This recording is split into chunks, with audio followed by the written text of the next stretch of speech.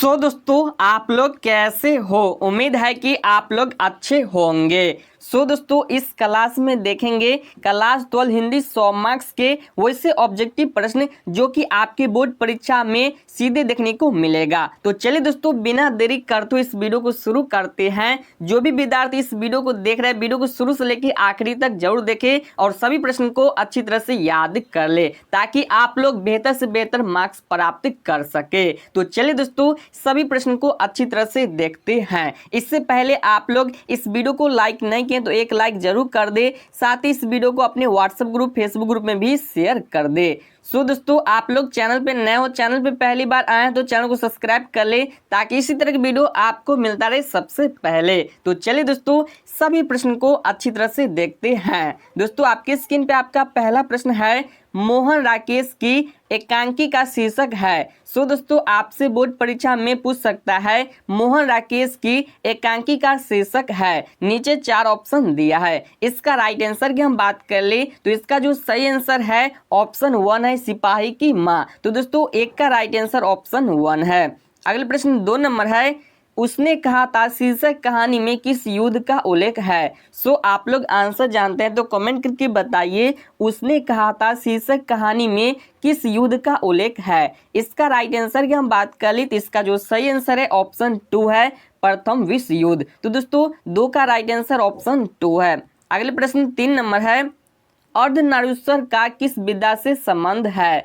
काफी महत्वपूर्ण प्रश्न है, आपके एग्जाम में आ सकते हैं। अर्धनारीश्वर का किस विद्या से संबंध है। नीचे 4 ऑप्शन दिया है। इसका जो सही आंसर है ऑप्शन 1 है, निमन से संबंध है। तो 3 का राइट आंसर ऑप्शन 1 है। अगले प्रश्न यहाँ पे देख सकते हैं 4 नंबर प्रश्न है, जूठन का साहित्य की किस विद्या से संबंध है। जूठन का साहित्य की किस विद्या से संबंध है। तो इसका जो सही आंसर है राइट आंसर है ऑप्शन 2 है, आत्मकथा से संबंध है। तो 4 का राइट आंसर ऑप्शन 2 है। अगले प्रश्न 5 नंबर है, तिरीच शीर्षक कहानी के कहानीकार हैं। आपसे एग्जाम पूछ सकता है तिरीच शीर्षक कहानी के कहानीकार हैं। तो इसका जो राइट आंसर होगा ऑप्शन 1 है, उदय प्रकाश। तो दोस्तों 5 का राइट आंसर ऑप्शन 1 है।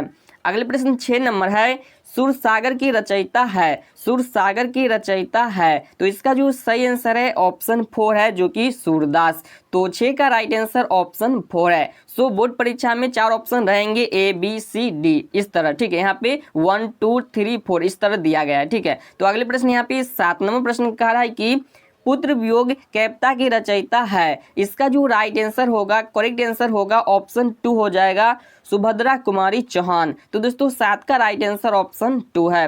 अगले प्रश्न 8 नंबर है और काफी महत्वपूर्ण प्रश्न कह रहा है कि बालकृष्ण भट्ट की रचना बातचीत क्या है। दोस्तों बालकृष्ण भट्ट की रचना बातचीत क्या है। तो इसका जो सही आंसर है ऑप्शन 4 है, ललित निबंध है। तो दोस्तों 8 का राइट आंसर ऑप्शन 4 है।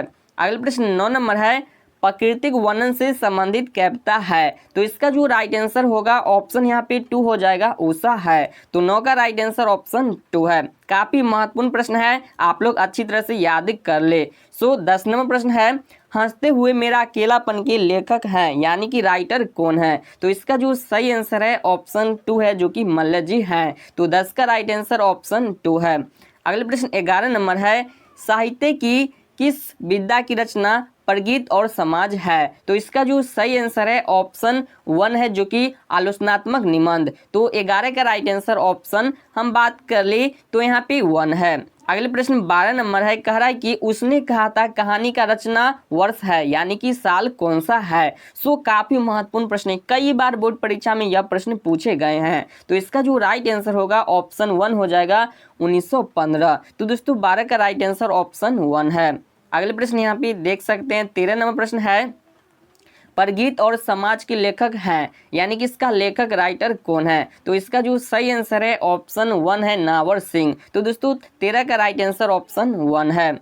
अगले प्रश्न 14 नंबर है, दिगंबर का सही संधि विच्छेद है। आप लोग आंसर कमेंट करके बताइए दिगंबर का सही संधि विच्छेद क्या होगा। इसका जो राइट आंसर होगा ऑप्शन 1 हो जाएगा, दिग प्लस अंबर। ये क्या है, दिगंबर का सही संधि विच्छेद है।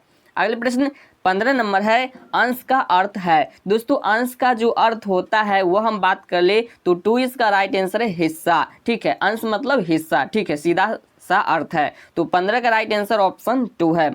अगले प्रश्न 16 नंबर है, थाली का बैगन होना मुहावरे का अर्थ है। यानी कह रहा है कि थाली का बैगन होना मुहावरे का सही अर्थ क्या है। तो इसका जो सही आंसर है ऑप्शन 2 है, जो कि अस्थिर विचार वाला। तो दोस्तों 16 का करेक्ट आंसर ऑप्शन 2 है। अगले प्रश्न 17 नंबर है, गड़े मुर्दा उखाड़ना मुहावरे का सही अर्थ क्या है। यानी कि जो गड़ा मुर्दा है उसे उखाड़ना मुहावरे का सही अर्थ क्या है। तो इसका जो सही आंसर है ऑप्शन 1 है, पिछली बातें याद करना। तो 17 का राइट आंसर ऑप्शन 1 है।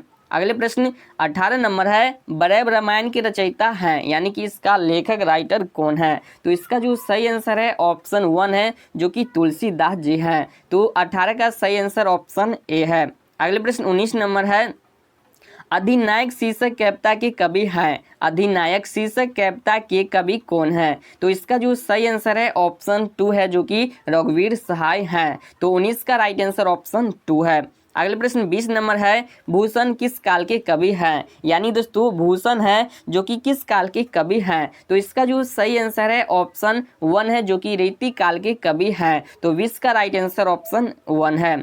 अगले प्रश्न 21 नंबर है, ज्ञानेंद्र पति की कविता है। मतलब कि ज्ञानेंद्र पति की कौन सी कविता है। यहाँ पे 4 ऑप्शन दिया है। इसका जो सही आंसर है ऑप्शन 3 है, जो कि गांव का घर। तो 21 का राइट आंसर ऑप्शन 3 है। अगले प्रश्न 22 नंबर है, जयशंकर प्रसाद किस वाद के कवि थे। सो आप लोग आंसर जानते हैं तो कमेंट करके बताइए, जयशंकर प्रसाद किस वाद के कवि थे। तो इसका जो सही आंसर है ऑप्शन 3 है, जो कि छायावाद के कवि थे। तो 22 का राइट आंसर ऑप्शन 3 है। अगले प्रश्न 23 नंबर है, पुत्र वियोग किस प्रकार की कविता है। यानी कह रहा है कि जो पुत्र वियोग कविता है वह किस प्रकार की कविता है। तो इसका जो सही आंसर है ऑप्शन 3 है, शोक गीत कविता है। तो 23 का राइट आंसर ऑप्शन 3 है। अगले प्रश्न 24 नंबर है, उषा कविता के कवि कौन है। उषा कविता के कवि कौन है। तो इसका जो सही आंसर है ऑप्शन ए है, शमशेर बहादुर सिंह है। तो 24 का करेक्ट आंसर ऑप्शन 1 है। अगले प्रश्न 25 नंबर है, अकाल शब्द का विलोम है। अकाल शब्द का विलोम क्या है। तो इसका जो सही आंसर है ऑप्शन 2 है, जो कि सुकाल। तो 25 का राइट आंसर ऑप्शन 2 है। अगले प्रश्न 26 नंबर है, पूजा शब्द का विशेषण है। दोस्तों पूजा शब्द का जो विशेषण हो जाएगा वो हम बात कर ले तो ऑप्शन ए है, पूज्य। ठीक है, तो 26 का राइट आंसर ऑप्शन 1 है। अगले प्रश्न 27 नंबर है, तलवार शब्द का पर्यायवाची है।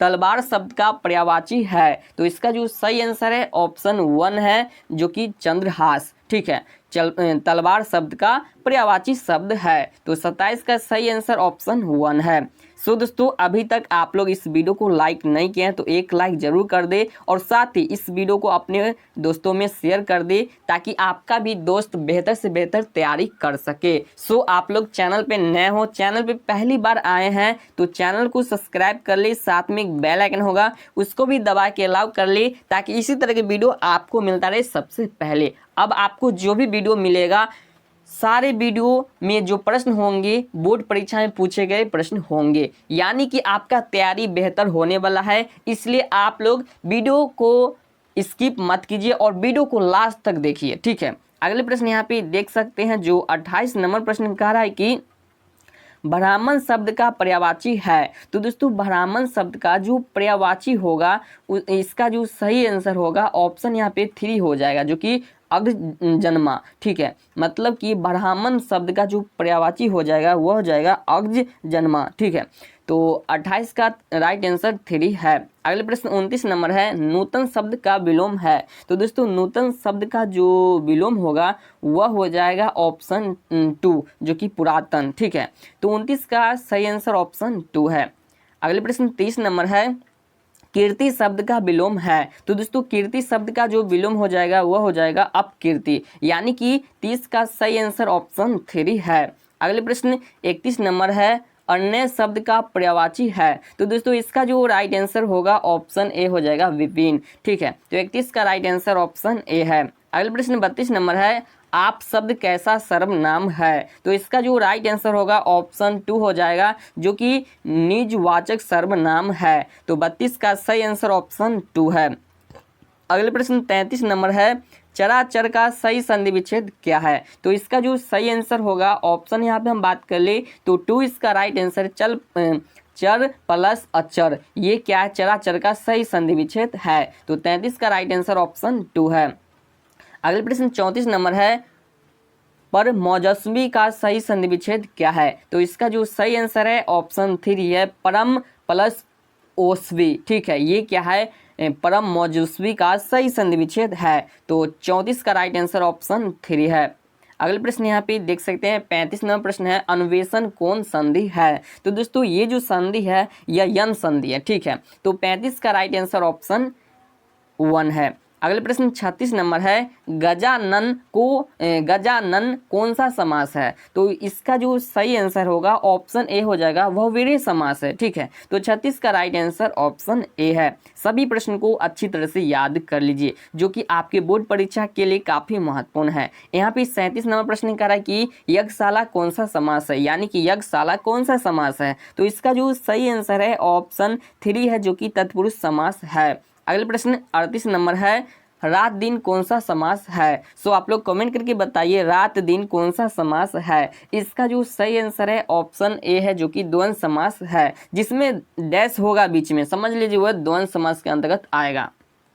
अगले प्रश्न 39 नंबर है, इति श्री होना मुहावरे का अर्थ है? तो इसका जो सही आंसर है ऑप्शन 2 इसका राइट आंसर है, मतलब कि समाप्त होना। इति श्री होना मुहावरे का जो सही अर्थ है वह होता है समाप्त होना। अगले प्रश्न 40 नंबर है, तलवे चाटना मुहावरे का सही अर्थ क्या है? तो इसका जो सही आंसर है ऑप्शन ए है, जो कि खुशामत करना, किसी का तलवे चाटना मतलब कि खुशामत करना। ठीक है, तो 40 का राइट आंसर ऑप्शन 1 है। अगले प्रश्न 41 नंबर है, ढोल पीटना मुहावरे का सही अर्थ क्या है? तो दोस्तों इसका जो सही आंसर है ऑप्शन 2 है, जो कि जोर से कहना, यानी कि ढोल पीटना इसका जो सही अर्थ होता है जोर जोर से कहना, चिल्ला चिल्ला के कहना। तो 41 का राइट आंसर ऑप्शन 2 है। अगले प्रश्न 32 नंबर है, चक्र प्रणाली किस बहुवीर्य समास का उदाहरण है? तो इसका जो सही आंसर है ऑप्शन यहाँ पे 3 हो जाएगा, जो कि अधिकरण बहुवीर्य समास का उदाहरण है। तो 42 का राइट आंसर ऑप्शन 3 है। सबसे पहले आप लोगों से रिक्वेस्ट है कि इस वीडियो को ज़्यादा ज़्यादा शेयर कर दीजिए। ठीक है, अगले प्रश्न यहाँ पे देख सकते हैं 43 नंबर प्रश्न है, समाहार्य द्वंद्व का उदाहरण है? समाहार्य द्वंद्व का उदाहरण है, तो इसका जो सही आंसर है ऑप्शन 4 है, जो कि रुपया पैसा। ठीक है, तो 43 का राइट आंसर ऑप्शन 4 है। अगले प्रश्न 44 नंबर है, प्रेम निमगन किस तत्पुरुष समास का उदाहरण है? तो इसका जो सही आंसर है ऑप्शन 1 है, जो कि अधिकरण तत्पुरुष समास का उदाहरण है। अगले प्रश्न 45 नंबर प्रश्न है, सज्जन का सही संधि विच्छेद क्या है? तो इसका जो सही आंसर है ऑप्शन 1 हो जाएगा, सत प्लस जन। तो 45 का राइट आंसर ऑप्शन 1 है। अगले प्रश्न 46 नंबर है, जगदीश का सही संधि विच्छेद क्या है? तो इसका जो सही आंसर है ऑप्शन ए है, जो कि जगत प्लस इस। 46 का राइट आंसर ऑप्शन 1 है। अगले प्रश्न 47 नंबर है, पवन का सही संधि विच्छेद क्या है? सो आप लोग आंसर जानते हैं तो कमेंट कीजिए, नहीं जानते हैं तो जान लीजिए, क्योंकि काफी महत्वपूर्ण प्रश्न है। तो अगले प्रश्न यहाँ पे देख सकते हैं, सॉरी इसका जो राइट आंसर होगा ऑप्शन यहाँ पे 2 हो जाएगा, पो प्लस अन। ये क्या है? पवन का सही संधि विच्छेद है। तो 47 का राइट आंसर ऑप्शन 2 है।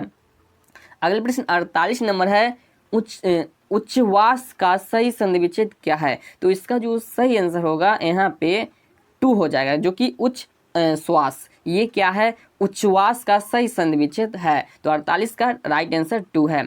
अगले प्रश्न 49 नंबर है, वार्मे का सही संधि विच्छेद क्या होगा? तो इसका जो सही आंसर है ऑप्शन यहाँ पे 1 हो जाए 1 हो जाएगा, वाक प्लस में। ठीक है, ये वार्मे का सही संधि विच्छेद है। तो 49 का राइट आंसर ऑप्शन ए है, यानी कि 1 है। अगले प्रश्न 50 नंबर है, उत्कर्ष शब्द का विलोम है। दोस्तों उत्कर्ष शब्द का विलोम क्या होगा? तो यहाँ पे 4 ऑप्शन दिया है। इसका जो राइट आंसर होगा ऑप्शन 2 हो जाएगा, अपकर्ष। यानी कि उत्कर्ष का शब्द का विलोम क्या होगा, तो वह राइट आंसर ऑफकोर्स हो जाएगा। तो 50 का राइट आंसर ऑप्शन 2 है।